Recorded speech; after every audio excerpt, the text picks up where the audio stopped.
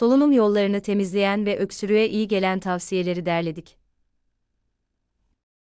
İnatçı öksürükler iyi gelen besinlerin başında zencefil ve bal geliyor. Peki kuru öksürük nasıl geçer? Vücudu nemli tutmak önemli. Bunların başında doğru sıvı alımı geliyor. Öksürüğe şifa olan ve ciğerleri rahatlatan 5 önemli tavsiye ne? Soğuk algınlığı ve grip, genellikle viral enfeksiyonlar, solunum yollarını tahrip edebilir ve bu tahrip sonucunda uzun süre devam eden kuru öksürüğe neden olabilir. Alerjik reaksiyonlar, viral enfeksiyonlardan sonra en sık rastlanan kuru öksürük nedeni alerjik reaksiyonlardır.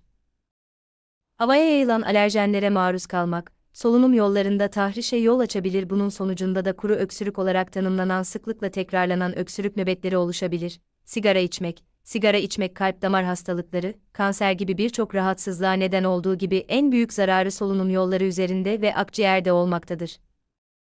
Sigara solunum yollarını tahriş edebilir ve kuru öksürüğe neden olabilir. Astım, hava yollarının iltihaplanması ve daralması sonucunda kuru öksürüğe sebep olabilir. Reflü hastalığı, mide içeriğinin yemek borusuna geri kaçması, solunum yollarını tahriş edebilir ve kuru öksürüğe yol açabilir. İlaç yan etkileri, bazı ilaçlar kuru öksürüğe neden olabilir. Kuru öksürüğün tedavisi, öksürüğün altında yatan nedenin belirlenmesine dayanacaktır. Öksürüğünüz devam ediyorsa veya diğer belirtilerle birlikte ise, bir sağlık profesyoneliyle görüşmek önemlidir. Tedavi genellikle öksürüğün nedenine yönelik olarak belirlenir ve semptomları hafifletmeye yönelik olabilir. Mukoza zarlarını nemli tutmak için yeterli sıvı alımı çok önemlidir. Çay, çeşitli bitki çayları, et suyu veya sadece sıcak su gibi sıcak içecekler boğazda meydana gelen tahrişi hafifletmeye yardımcı olabilir. Sıvı aynı zamanda vücudun mukusu parçalamasına ve solunum yolundan uzaklaştırmasına da yardımcı olur. Uyuduğunuz veya en çok vakit geçirdiğiniz yaşam alanlarında bir nemlendirici kullanmak nemi artırabilir, bu da kurumuş olan mukoza zarlarını rahatlatır. Nemli hava öksürme isteğini azaltmaya ve solunum yollarını temizlemeye yardımcı olur. Küf oluşumunu önlemek için nemlendiricinin düzenli olarak temizlendiğinden emin olun. Bal, anti-inflamatuar özellikleri ispatlanmış bir besindir ve doğanın bize en kıymetli armağanıdır. Düz olarak alınan veya ılık suda eritilen bir çay kaşığı bal, boğazda rahatlatıcı bir etki yaratabilir.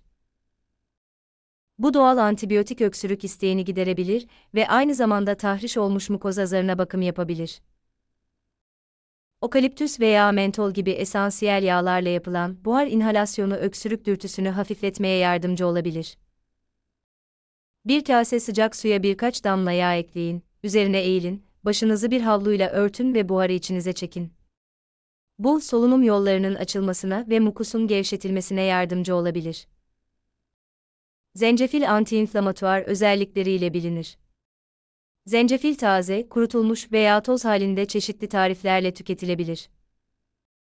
Kuru öksürüğün hafifletilmesinde zencefili çay olarak tüketmek oldukça güzel sonuç verir.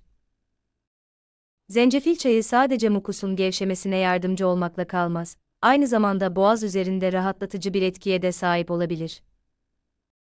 Taze zencefili soyup dilimleyebilir ve üzerine sıcak su dökerek rahatlatıcı bir çay yapabilirsiniz.